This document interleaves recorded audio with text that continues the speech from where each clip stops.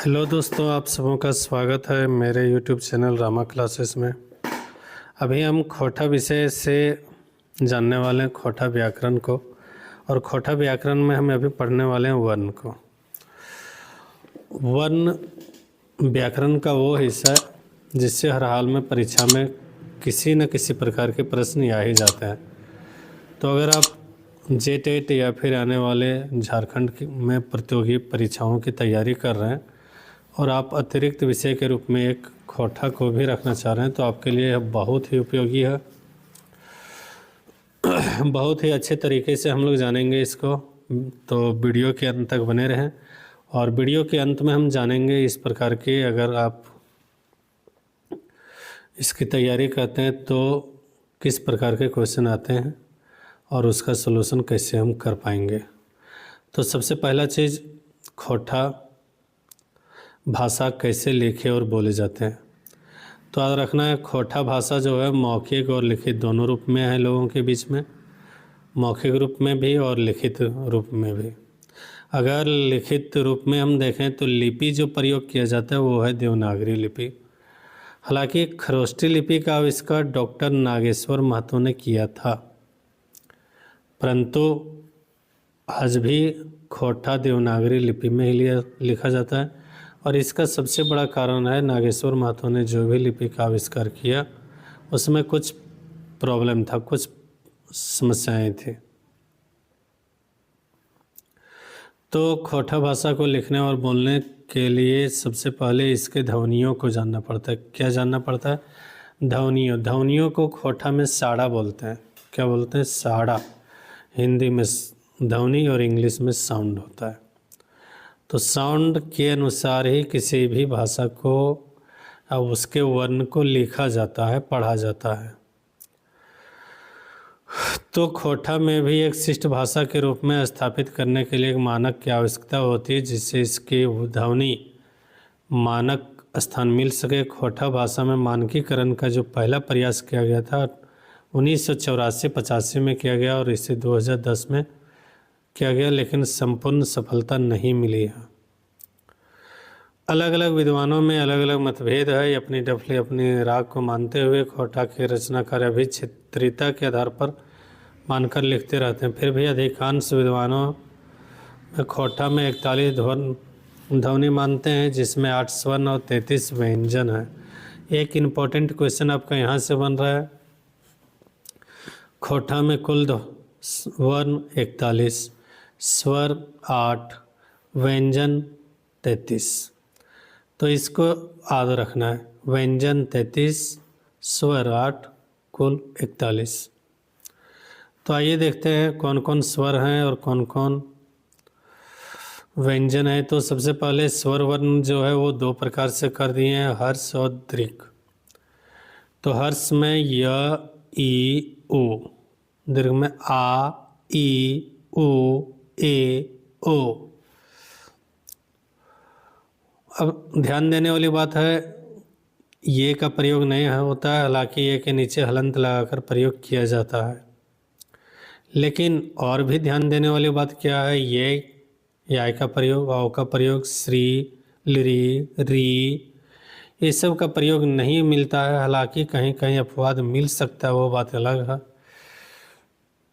व्यंजन ध्वनि को अगर देखें तो 33 पर खोटा में कुल हैं, जो कि मुख्य रूप से 3 प्रकार के हैं। स्वर के बारे में हम जो है सो एक वीडियो पहले भी बना चुके हैं, आप उसको जाके देख सकते हैं, और लिंक उसका कमेंट बॉक्स, उसका जो है सो डिस्क्रिप्शन में हम लिंक दे दिए हुए हैं।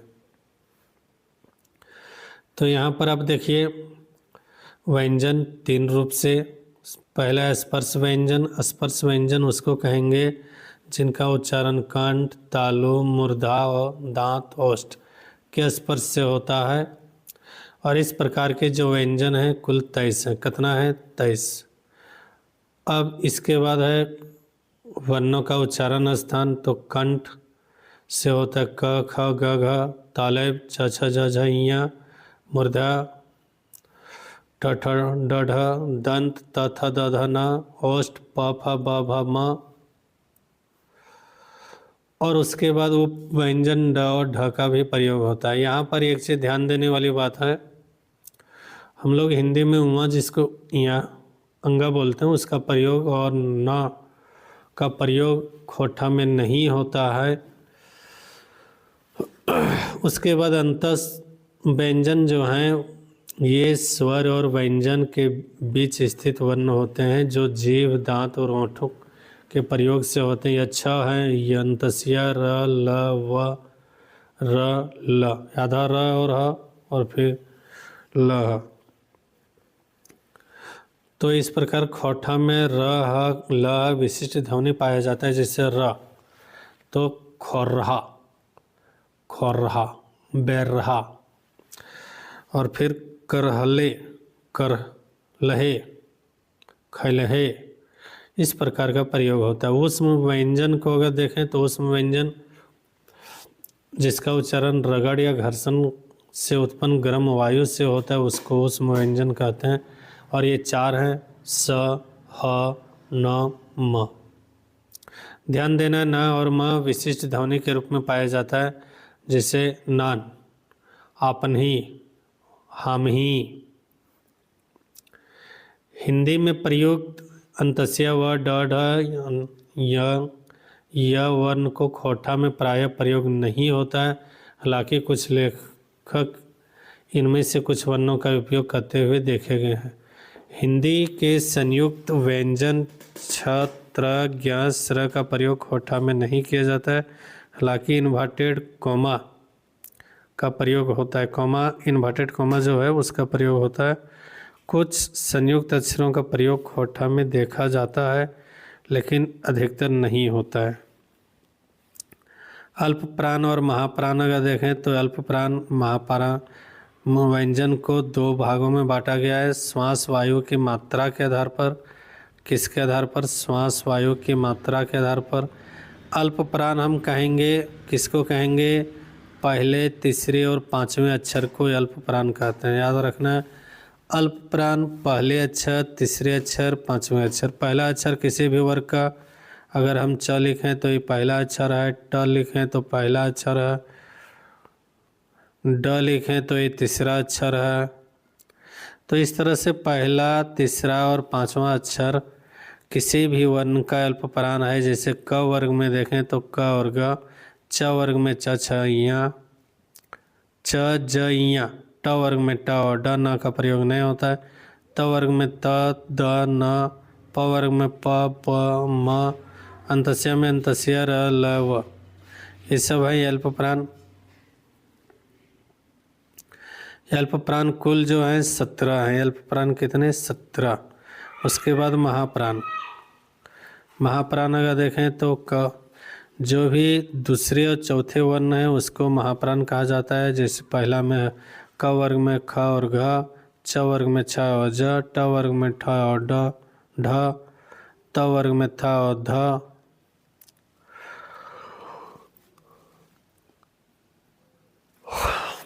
प वर्ग में भी उस प्रकार से फ और भ है। और अंतस्य वर्ग में स, ह, न, म, र, ल। और इस प्रकार इनके कुल जो संख्या है वो 16 है। घोष अघोष अगर कहें तो स्वतंत्री में श्वास कंपन के आधार पर दो व्यंजनों के रूप में बांटा जा सकता है। पहला हो गया घोष और दूसरा हो गया अघोष। तो घोष जिसको सघोष भी कहते हैं, तो ये तीसरे, चौथे और पांचवें वर्ण होते हैं। तीसरे चौथे जैसे ग, घ, ज, झ, ञ, ड, ढ, द, ध, न, भ, ब, भ, म, इस प्रकार से। और अघोष अगर कहें तो पहले और दूसरे वर्ण हैं, छ, छ, ट, ठ, क, ख, प, फ, त, थ, इसके अतिरिक्त स।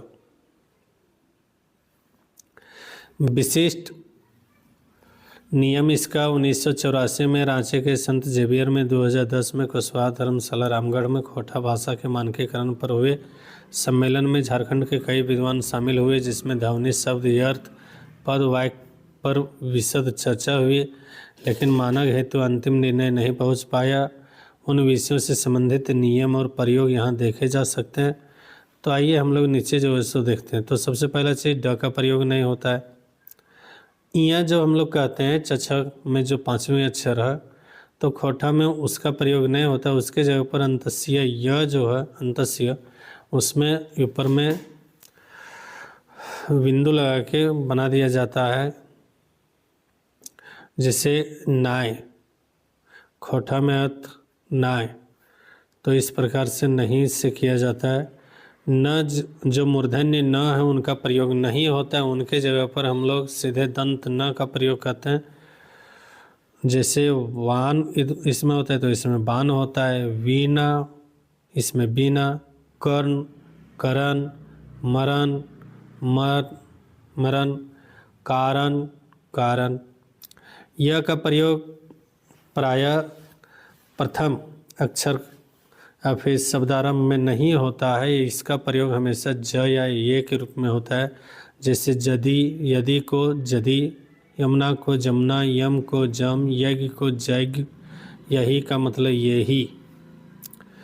मध्य और अंत में इसको य कर दिया जाता है। जैसे सियार को सियार, दिया को दिया, पिया को पिया, गोतिया को गोतिया।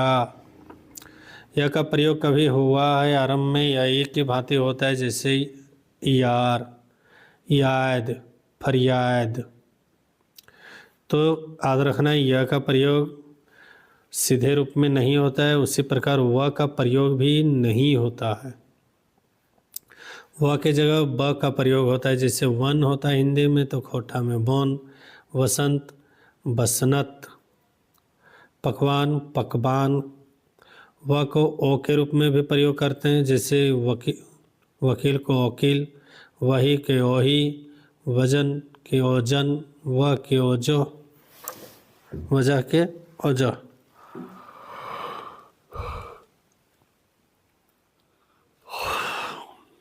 कभी कभी वह का प्रयोग होता भी है, जैसे देवता का देवता भी होता है और देवता भी होता है। पर्वत का पटवट, पर्वत। स्वाद को सवाद। लेकिन कभी भी शब्द के अंत में आने वाले वह का प्रयोग नहीं होता है। जैसे शिव हमेशा शिव के रूप में, नाव हमेशा नाव के रूप में, हवा हमेशा हवा के रूप में। जबकि शब्द के बीच और आखिरी में वह का प्रयोग कभी कभी य के रूप में होता है। जैसे अगर देखें जुआन तो जुआन होता है जुआन, खौवा खौवा इस प्रकार से लिखा जाता है, वह का प्रयोग य के रूप में। उसी प्रकार अगर देखें स का प्रयोग तो स का प्रयोग नहीं होता है। जैसे शपथ को ये शपथ, आकाश को आकाश, निराश को निराश, कोस को कोस, केस केस, आशा आस। मुर्दा स का भी प्रयोग नहीं होता है। वर्षा को वर्षा बोला जाता है, हर्ष को हरखा बोला जाता है। पुरुष पुरुष, धनुष धनुख, मनुष्य मनुख, षड्यंत्र खड़जंतर, दोष दोख। कभी कभी स का प्रयोग स की भांति भी होता है, जैसे वर्ष का वर्ष, हर्ष का हर्षा, उषा का उषा। छ का प्रयोग नहीं होता है, उसके जगह पर च वर्ग का जो छ आता है उसका प्रयोग भी होता है। जैसे परीक्षा को परीक्षा, दक्ष को दक्ष, दक्षिणा को ईदना ईदक्षना ईदक्षना। री का प्रयोग भी खोठा में नहीं होता है। री को हर सही या दीर्घाई में बदल दिया जाता है। जैसे ये रीन है उसके जगह पर रीन, ऋतु है तो ऋतु, ऋषि है तो ऋखी। ये का प्रयोग भी नहीं होता है, यह और ये जोड़ के हो जाता है। जैसे कैलाश का कैलाश, कैल का कैल, ऐनक का ऐनक, ऐसा के ऐसा। औ का प्रयोग भी नहीं होता है और इसके लिए यह यू का प्रयोग करते हैं हम लोग। तो औरत का औरत या औरत, और का और। तो इसी प्रकार से संयुक्त अक्षर का भी प्रयोग नहीं होता है इसका प्रयोग। जैसे न से कौन हो, दिन ही, म से हम ही, दाम ही, र से खैरहा बैरहा, लह से लेल्हे खैलहे, जो कि आदर सूचक है, आपने खाया, अपने लिया, ले ले मीन्स अपने लिया। विसर्ग का प्रयोग नहीं होता खोठा में, जैसे हिंदी में दुख तो यहाँ सीधे दुख। निसंदेश यहाँ सीधे निसंदेह। अनुनासिक शब्द का भी प्रयोग नहीं होता है, जैसे हिंदी में होता है आंगन तो यहाँ पर आंगन होता है। हिंदी में अंधेरा तो यहाँ पर अंधार। धुआं का धुआं। संयुक्त अक्षर का प्रयोग नहीं होता, पहले भी हम बता चुके हैं। रात्रि को रात बोला जाता है, ज्ञानी को ज्ञानी बोला जाता है, ज्ञान को ज्ञान बोला जाता है। उसी प्रकार विज्ञान, साइंस का हिंदी खोठा में लिखेंगे तो विज्ञान हो जाएगा। और इन सब चीज़ों के लिए जो स्रोत रहे वो आधुनिक खोठा व्याकरण दिनेश कुमार दिनमणि जी का खोठा भाषा और साहित्य, डॉक्टर BN योहदास जी का खोठा भाषा और व्याकरण, गजाधर महतो प्रभाकर का आधुनिक हिंदी व्याकरण स्वरूप, डॉक्टर भारती पालकर का। आप सबों का बहुत बहुत धन्यवाद। आप वीडियो के अंत तक बने रहें। आप इसको अपने दोस्तों के साथ भी ज़रूर शेयर करें। धन्यवाद।